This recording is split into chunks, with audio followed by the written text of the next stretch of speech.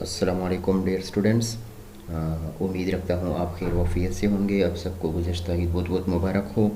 आज हम फिर से एक न्यू टॉपिक को स्टडी करने जा रहे हैं। प्रीवियस टॉपिक हमारा जो था वो ह्यूमन रिस्पिरेटरी सिस्टम चल रहा था। सो आज हमारे पास ह्यूमन रिस्पिरेटरी सिस्टम के अंदर दूसरा टॉपिक है मैकेनिज़्म ऑफ ब्रीथिंग। सो उसको ज़रा हम डिस्कस करते हैं कि मैकेनिज़्म ऑफ ब्रीथिंग में हमारे पास किस किस्म के ऑर्गन्स काम करते हैं और ये प्रोसेस कैसे वाक़या होता है, यानी तमाम मैमल्स में और स्पेशली ह्यूमंस के अंदर। Mechanism of breathing in human. So ये आपको एक डायग्राम में नज़र आ रहा है। मैकेनिज़्म ऑफ ब्रीथिंग बेसिकली जो है वो दो प्रोसेस पे हमारे पास या दो स्टेप्स पे मुश्तमिल है। एक उसमें इनहेलेशन आता है और दूसरा जो है वो एक्सहेलेशन। इनहेलेशन में हमारे पास इनटेक ऑफ फ्रेश एयर यानी ऑक्सीजन जो है उसे हम इनहेलेशन कहते हैं ब्रीथिंग में। और इस दौरान हमारे पास डायफ्राम कंट्रैक्ट होता है, जबकि चेस्ट कैविटी जो है वो एक्सपेंड होती है, जिसकी वजह से एयर जो है वो इनसाइड फ्लो करती है। सेकंड स्टेप जो है हमारे पास एक्सहेलेशन। इस स्टेप में हमारे पास आउटलेट ऑफ एयर या आउटलेट ऑफ कार्बन डाइऑक्साइड होता है, जिसमें हमारे पास डायफ्राम रिलैक्स होता है और साथ में चेस्ट कैविटी जो है वो कंट्रैक्ट करती है और फिर इसी दौरान कार्बन डाइऑक्साइड को बाहर एक्सपेल किया जाता है। ये आपके पास एक प्रैक्टिकल भी समझाया गया है, जो इसमें हम एक्सपायरेशन और इंस्पायरेशन को ईज़िली असेस कर सकते हैं। सो ये आपके पास पाथवे ऑफ इंस्पायरेशन है एटमॉस्फेरिक एयर। ये आपके पास एक्सटर्नल नॉस्ट्रिल्स में से जाती है, वहाँ से नेज़ल कैविटीज़ को से पास होती है, वहाँ से नेज़ोफेरिंग्स, फिर लेरिंग्स में और लेरिंग्स के थ्रू ट्रेकिया में एंड फाइनली ट्रेकिया के थ्रू ब्रोंकाई, ब्रोंकियोल्स में से, एल्वियोलाई डक्ट में से और फाइनली एल्वियोलाई तक पहुँच जाती है।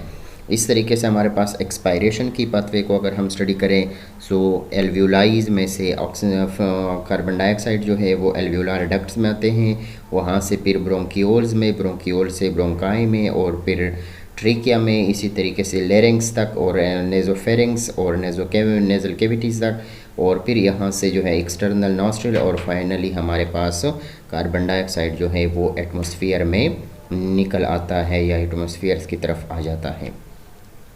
सो हमारे पास फर्स्ट ऑफ ऑल ब्रीथिंग क्या है, the inflow and outflow of air, ठीक है, between atmosphere and the alveoli of the lungs. हमारे लंग्स के एल्वियोलाई और एटमॉस्फेयर के माबेन या के दरमियान जो inflow and outflow of air है, उस प्रोसेस को बेसिकली हमारे पास एक्सपायरेशन ब्रीथिंग का नाम दिया जाता है, जिसमें आपके पास ऑक्सीजन को इनहेल किया जाता है और कार्बन डाइऑक्साइड को एक्सहेल किया जाता है।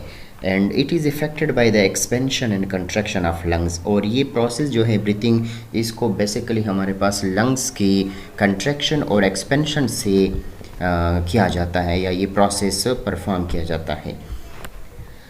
इंस्पायरेशन के दौरान या इनहेलेशन भी जिसको हम कहते हैं, diaphragm and intercostal muscles contract. आप देख रहे थे वहाँ इमेज में भी कि हमारे पास डायग्राम में भी कि डायफ्राम और इंटरकोस्टल मसल्स कंट्रैक्ट हो रहे थे, जबकि एक्सहेलेशंस के दौरान दीज मसल रिलैक्सेस, ठीक है, यानी हमारे पास जो इंटरकोस्टल मसल्स हैं वो रिलैक्स हो जाते हैं और डायफ्राम्स जो है डोम्स अपवर्ड्स, वो ऊपर की तरह ऐसे डोम शेप में वापस अपनी ओरिजिनल शेप में आ जाता है। This result the pulling of the ribs upwards and outward. इसी रिजल्ट्स में या इसी वजह से हमारे पास जो रिब्स है वो भी ऊपर की तरफ और बाहर की तरफ मतलब पुलिंग खिंचाव उसमें आ जाता है, जिसकी वजह से हमारे पास यानी जो एयर उस इनसाइड लंग्स मौजूद होती है वो बाहर की तरफ इजीली एक्सपेल की जाती हैं। अब हम ज़रा इंडिकेटर्स देखते हैं कि how does the structure of the lungs suit the process of breathing. किस तरह हमारे पास लंग्स का स्ट्रक्चर को सूट किया गया है ताकि वो प्रोसेस ऑफ ब्रीथिंग को परफॉर्म कर सके। What change occurred in the thoracic wall during the breathing. और साथ साथ में हमारे पास जो थोरेसिक कैविटी है, चेस्ट कैविटी है, वहाँ पे जो वॉल है चेस्ट कैविटी का, वो ब्रीथिंग के दौरान किस किस्म की चेंज का सामना करता है। And finally what are the changes occurring to the air pressure in the thoracic cavity during the change in the shapes of the diaphragm. ठीक है। और हमारे पास हवा के प्रेशर में यानी जो थोरेसिक कैविटी के अंदर जब हमारे पास डायफ्राम की शेप चेंज होती है, सो उस वक़्त हवा का जो प्रेशर है वो किस किस्म की चेंजेस का सामना करता है। सो ये 3 इंडिकेटर्स जो है इनको हम स्टडी करते हैं। सो फर्स्ट ऑफ ऑल उन्होंने आपको बताया है कि the structure of the lungs is the most suitable for the process of breathing. Nature ने हमारे पास लंग्स के स्ट्रक्चर को काफ़ी ज़्यादा सुटेबल बनाया है प्रोसेस ऑफ ब्रीथिंग के लिए। एंड वजह क्या है? It's the alveoli of the lungs that exchange of the gases takes place. और ये बेसिकली एल्व्यूलाइज ही हैं जहाँ पर एक्सचेंज ऑफ गैसेज वाक़या होते हैं inside the lungs. There is an increased surface area for the lung. और इन्हीं अल्व्यूलाइज की वजह से हमारे पास सरफेस एरिया जो है लंग्स का उसको इंक्रीज़ किया जाता है। इसके अलावा हमारे पास also the muscles between the ribs and the diaphragm help the process of inspiration expiration. सिर्फ एल्व्यूलाई ही हेल्प नहीं करते बल्कि हमारे पास जो इंटरकोस्टल मसल्स है रिब्स के दरमियान में और डायफ्राम जो है जो कि स्मूथ मसल का बना हुआ है वो भी एक्सपायरेशन और इंस्पायरेशन के दौरान हेल्प दे रहा होता है। और finally the change that occur to the thoracic wall and the diaphragm help the process of inspiration and expiration. और इन्हीं की वजह से thoracic wall, ठीक है, ये और साथ में डायफ्राम, इन दोनों की चेंजेस की वजह से हमारे पास इजीली इंस्पायरेशन और एक्सपायरेशन के प्रोसेस को टेक्स प्लेस किया जाता है। The change that occur to the thoracic wall and the diaphragm help the process of inspiration and expiration. Diaphragm is a muscular wall that separate the thoracic and abdominal cavities in the mammal. Diaphragm जो है basically वो muscular wall है जो हमारे mammals के अंदर abdominal cavity और thoracic जो है हमारे पास मतलब thoracic cavity और abdominal cavity इनको सेपरेट करता है या इनके दरमियान डिफरेंस के बारे में हमें बताता है। When the diaphragm lowers the thoracic cavity expand, जब डायफ्राम नीचे की तरफ जाता है सो thoracic cavity ज़ाहिरी बात एक्सपेंड होती है और अंदर का प्रेशर जो है वो कम पड़ जाता है। Then air rushes into the lungs, और इसी दौरान हमारे पास इंस्पायरेशन का प्रोसेस होता है, यानी मतलब कि फ्रेश एयर जो है वो इनसाइड लंग्स ईजिली पहुंच जाती है। When the diaphragm rises, the thoracic cavity contract and the pressure inside it increases. Then air is pushed out of the lungs. और इसी दौरान जब हमारे पास डायफ्राम ऊपर की तरफ आता है सो thoracic cavity जो है वो कंट्रैक्ट हो जाती है और अंदर का जो प्रेशर है वो इंक्रीज़ हो जाता है। और इसी दौरान हमारे पास जो इनसाइड लंग्स जो कार्बन डाइऑक्साइड मौजूद होता है उसको एक्सपायरेशन या एक्सहेलेशन के दौरान बाहर निकाला जाता है। यहाँ पर आपको बता रहे हैं कि are the components of inhaled and exhaled air is the same. क्या हमारे पास जो अमाउंट हम ऑक्सीजन इनहेल करते हैं और जो amount of carbon dioxide exhale करते हैं, आया उन दोनों का जो मतलब रेशो है वो सेम है। सो इसको हम एक टेबल के ज़रिए स्टडी करेंगे। ऑक्सीजन अगर हम देखें इनहेल्ड एयर जो है उसमें 21% ऑक्सीजन मौजूद होता है, जबकि एक्सहेल्ड एयर जो है वो 14% ऑक्सीजन पे मुश्तमिल होती है। कार्बन डाइऑक्साइड की अमाउंट अगर देखें तो 0.03% है इनहेल्ड एयर में, जबकि एक्सहेल्ड एयर में 5% कार्बन डाइऑक्साइड मौजूद होता है। वाटर वेपर्स को अगर हम स्टडी करें तो हमारे पास inhaled air 0.03% water vapours consist करती है या रखती है, जबकि हमारे पास 2.06% एक्सहेल्ड एयर के अंदर वाटर इंक्लूडेड है, वाटर वेपर्स। नाइट्रोजन गैस की अगर हम रेशो देखें तो 78.94% इनहेल्ड एयर के अंदर नाइट्रोजन गैस प्रेजेंट होता है, जबकि एक्सहेल्ड एयर जो है वो भी वही सेम रेशो 78.94% नाइट्रोजन पर मुश्तमिल होती है। नेक्स्ट हमारे पास the amount of oxygen in the expired air is less than that in the inspired air. ठीक है, यानी जो ऑक्सीजन हमारे पास एक्सपायर्ड एयर के साथ निकलता है या रिलीज़ होता है उसका अमाउंट इंस्पायर्ड एयर के मुताबिक के लिहाज से बहुत कम होता है। वजह क्या है? It's because some oxygen in the inspired air is absorb into the blood, क्योंकि जो हमने ऑक्सीजन या फ्रेश एयर इनहेल की थी उसमें से जो फ्रेश ऑक्सीजन होता है वो ब्लड में एब्जॉर्ब हो जाता है। सो ज़ाहिरी बात है एक्सपायरेशन के दौरान ऑक्सीजन का अमाउंट कम पड़ जाता है।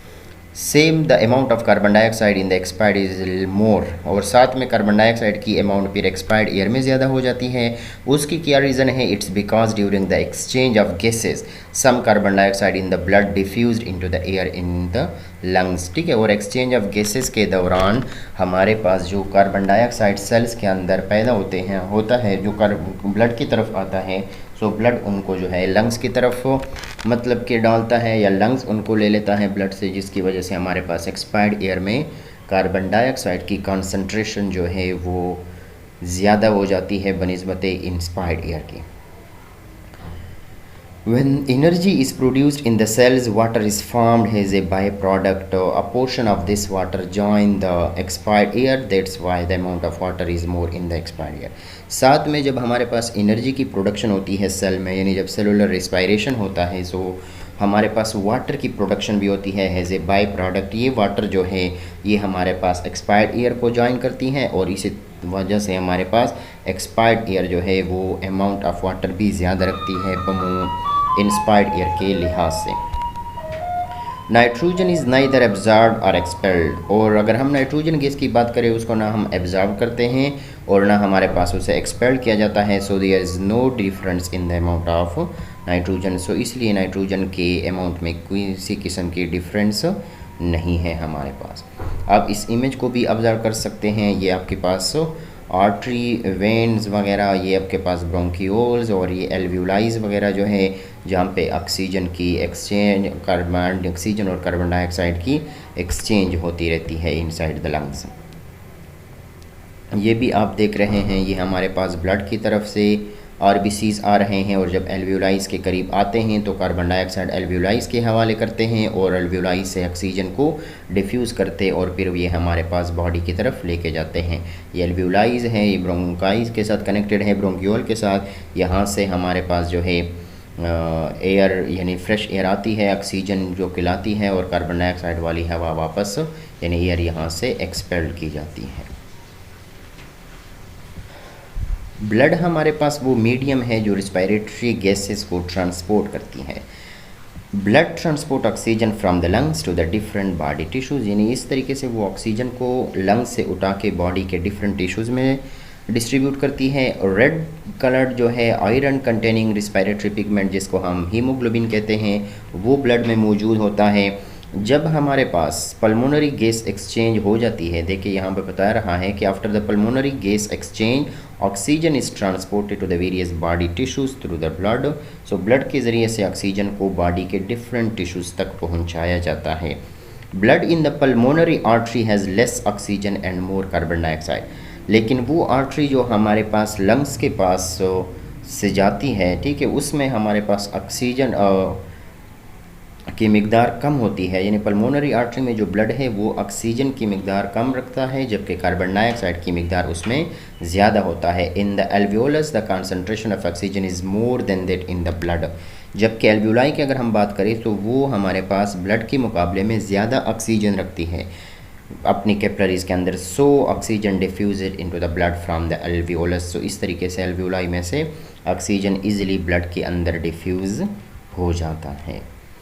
When oxygen enter the blood, the hemoglobin in blood combine with that oxygen to form oxyhemoglobin। जब हमारे ब्लड में ऑक्सीजन एंट्री करता है, सो ब्लड में मौजूद जो आयरन कंटेनिंग हमारे पास मेटालोप्रोटीन है जिसे हम ऑक्सी हीमोग्लोबिन कहते हैं, वो फ़ौरन उस ऑक्सीजन के साथ बॉन्ड बनाता है, हीमोग्लोबिन कम और ऑक्सी हीमोग्लोबिन में कन्वर्ट हो जाता है। Haemoglobin combine easily with oxygen, काफ़ी इजीली हमारे पास ऑक्सीजन से मतलब बॉन्ड बना लेता है। Oxy haemoglobin is an unstable compound, so it gives up oxygen very easily also. और ये एक अनस्टेबल कंपाउंड बना लेता है ऑक्सी हीमोग्लोबिन, जो कि काफ़ी इजीली यानी आसानी से ऑक्सीजन को वापस दे भी सकता है। देयर इज़ नो न्यूक्लियस और other cell organelles in the red blood cell. Red blood cells जो है वो कोई ट्रू सेल नहीं है, यानी वो न्यूक्लियस और बाकी सेलुलर ऑर्गेनेलीज नहीं रखता। So they can contain a good amount of haemoglobin. So इसलिए हमारे पास इसके अंदर गुड अमाउंट ऑफ हीमोग्लोबिन मौजूद होता है। सेलुलर रिस्पायरेशन को अगर हम देखें तो हमारे पास ये वो ऑर्गेनेली है जिसमें सेलुलर रिस्पायरेशन होता है, जिससे हम माइटोकॉन्ड्रिया कहते हैं, जिसके आपके पास डबल मेम्ब्रेन स्ट्रक्चर है, यानी आउटर मेम्ब्रेन भी है, और इसके अलावा इनर मेम्ब्रेन जो है वो फोल्डेड फॉर्म में है जिसको क्रिस्टी कहा जाता है। और ये हमारे सेल की वो ऑर्गेनेली है जिसके अंदर सेलुलर रिस्पायरेशन होता है। सो माइटोकॉन्ड्रिया के बारे में बताया है, two covering membrane covering structure है और जिसमें एक इनर मेम्ब्रेन है और सेकंड नंबर पे हमारे पास आउटर मेम्ब्रेन है। इनर मेम्ब्रेन में फोल्ड्स होते हैं जिसको क्रिस्टी कहा जाता है, और इनर मेम्ब्रेन के अंदर एक सब्सटेंस भी है, जेली लाइक फ्लूइड है जिसे मैट्रिक्स कहते हैं। क्रेब्स साइकिल भी इसी मैट्रिक्स के अंदर होता है।